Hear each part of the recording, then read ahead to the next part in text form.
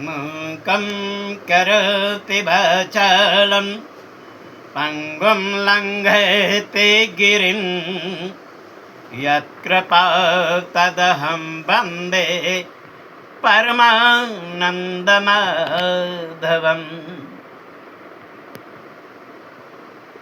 ज्येष्ठ मास की शुक्ल पक्ष की निर्जला एकादशी का महात्म्य आपके सम्मुख प्रस्तुत है। युधिष्ठिर ने कहा, जनार्दन, अपरा का सारा महात्म्य मैंने सुन लिया। अब ज्येष्ठ के शुक्ल पक्ष में जो एकादशी हो उसका वर्णन कीजिए।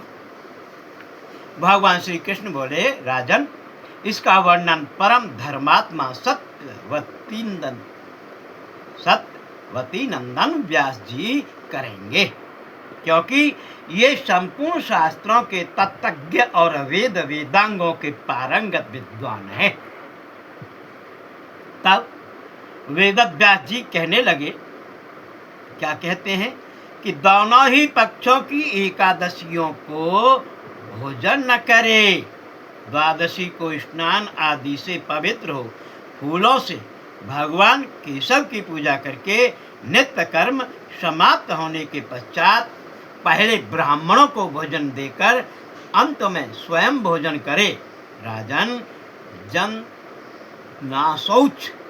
जनान शौच और मरना शौच में भी एकादशी को भोजन नहीं करना चाहिए। जन्माष्टमी अर्थात मृत्यु और जन्म दोनों के विषय में दिया है। यह सुनकर भीमसेन बोले, परम बुद्धिमान पितामह, मेरी उत्तम बात सुनिए। राजा युधिष्ठिर, माता कुंती, द्रौपदी, अर्जुन, नकुल और सहदेव ये एकादशी को कभी भोजन नहीं करते तथा मुझसे भी हमेशा यही कहते हैं कि भीमसेन, तुम भी एकादशी को न खाया करो। किंतु मैं इन लोगों से यही कह दिया करता हूँ कि मुझसे भूखा नहीं सहा, जो भूख है वो नहीं सही जाती। भीमसेन की बात सुनकर व्यास जी ने कहा, यदि तुम्हें स्वर्ग लोक की प्राप्ति अभिष्ट है और नरक को दूषित समझते हो तो दोनों पक्षों की एकादशी को भोजन न करना। भीमसेन बोले, महाबुद्धिमान पितामह, मैं आपके सामने सच्ची बात कहता हूँ। एक बार भोजन करके भी मुझसे व्रत नहीं किया जा सकता, फिर उपवास करके तो मैं रह ही कैसे सकता हूँ। मेरे उदर में ब्रक नामक अग्नि सदा प्रज्वलित रहती है।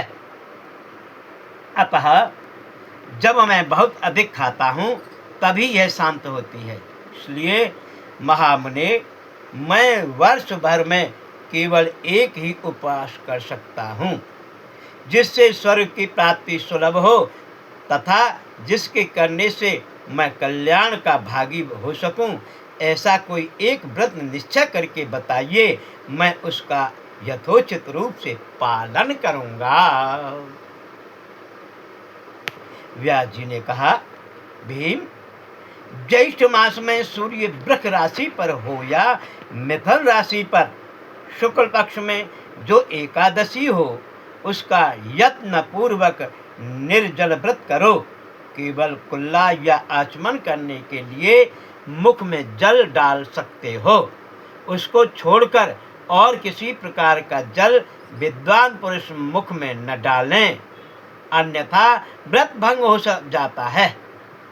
एकादशी को सूर्योदय से लेकर दूसरे दिन के सूर्योत्थान तक मनुष्य जल का त्याग करे तो यह व्रत पूर्ण होता है।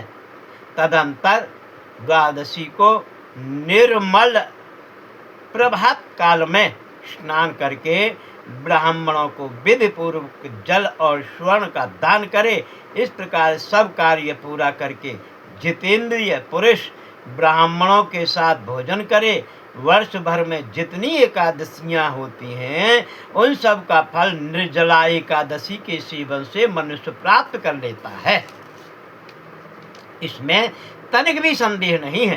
शंख, चक्र और गदा धारण करने वाले भगवान केशव ने मुझसे कहा था कि यदि मानव सबको छोड़कर एकमात्र मेरी शरण में आ जाए और एकादशी को निराहार रहे तो वह सब पापों से छूट जाता है। एकादशी व्रत करने वाले पुरुष के पास विशाल काय, विकराल आकृति और काले रंग वाले दंड पासधारी भयंकर यमदूत नहीं जाते। अंतकाल में पीतांबरधारी सौम्य स्वभाव वाले, हाथ में सुदर्शन धारण करने वाले और मन के समान वेगशाली विष्णुदूत आकर इस वैष्णव पुरुष को भगवान विष्णु के धाम में ले जाते हैं। अतः निर्जला एकादशी को पूर्ण यत्न करके उपवास करना चाहिए। तुम भी सब पापों को शांति के लिए यत्न के साथ उपवास और श्री हरि का पूजन करो। स्त्री हो या पुरुष, यदि उसने मेरु पर्वत के बराबर भी महान पाप किया हो तो वह सब एकादशी के प्रभाव से भस्म हो जाता है।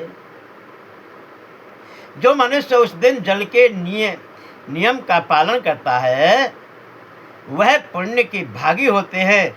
उसे एक एक पहर में कोटि कोटि स्वर्ण मुद्रा दान करने का फल प्राप्त होता है।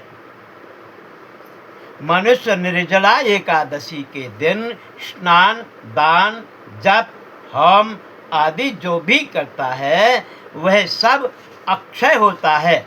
यह भगवान श्री कृष्ण का कथन है। निर्जला एकादशी को विधि पूर्वक उत्तम रीति से उपवास करके मानव वैष्णव पद को प्राप्त कर लेता है। जो मनुष्य एकादशी के दिन अन्न खाता है वह पाप भोजन करता है। इस लोक में वह चांडाल के समान है और मरने पर दुर्गति को प्राप्त होता है।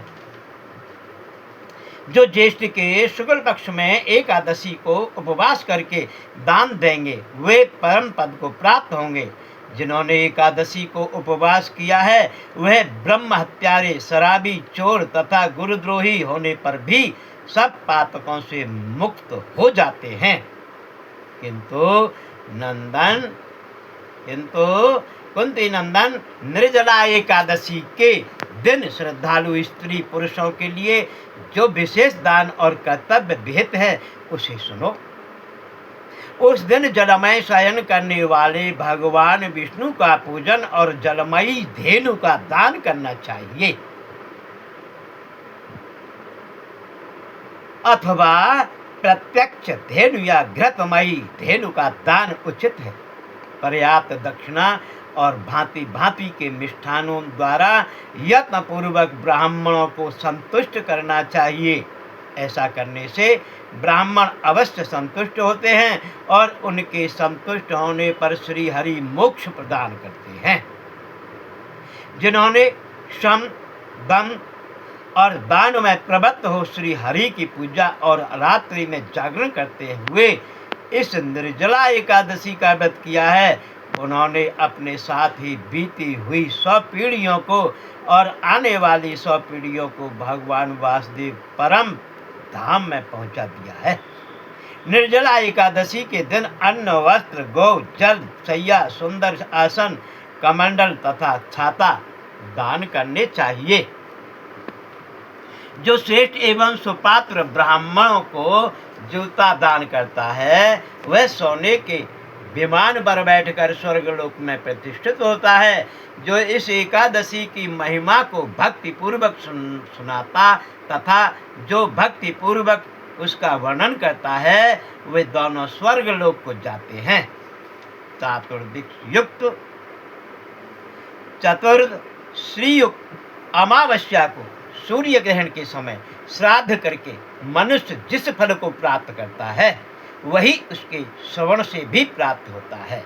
पहले दंत धावन करके यह नियम लेना चाहिए कि मैं भगवान केशव की प्रसन्नता के लिए एकादशी को निराहार रहकर आचमन के सिवा दूसरा जल का भी त्याग करूंगा। द्वादशी को देवेश्वर भगवान विष्णु का पूजन करना चाहिए। गंध, धूप, पुष्प और सुंदर वस्त्र विधि पूर्वक पूजन करके जल का घड़ा संकल्प करते हुए निम्नांकित मंत्र उच्चारण करे। देव देव ऋषिकेश संसारार्णवतारक उदकुम्भ प्रदानेन नयमां परमां गतिम। संसार सागर से तारने वाले देव देव श्री हरि ऋषिकेश, इस जल के घड़े का दान करने से आप मुझे परम गति प्राप्त कराइए। भीमसेन ज्येष्ठ मास में शुक्ल पक्ष की जो एकादशी होती है उसका निर्जल व्रत करना चाहिए तथा उस दिन श्रेष्ठ ब्राह्मणों को शक्कर के साथ जल के घड़े दान करने चाहिए। ऐसा करने से मनुष्य भगवान विष्णु के समीप पहुंचकर आनंद का अनुभव करता है। तत्पश्चात द्वादशी को ब्राह्मण भोजन कराने के बाद स्वयं भोजन करे। जो इस प्रकार पूर्ण रूप से पाप नाशनी एकादशी का व्रत करता है वह सब पापों से मुक्त हो जाएगा और अनामय पद को प्राप्त होता है। यह सुनकर भीमसेन ने भी इस शुभ एकादशी का व्रत आरंभ कर दिया। तब से यह लोक में पांडव द्वादशी के नाम से भी विख्यात हुई है।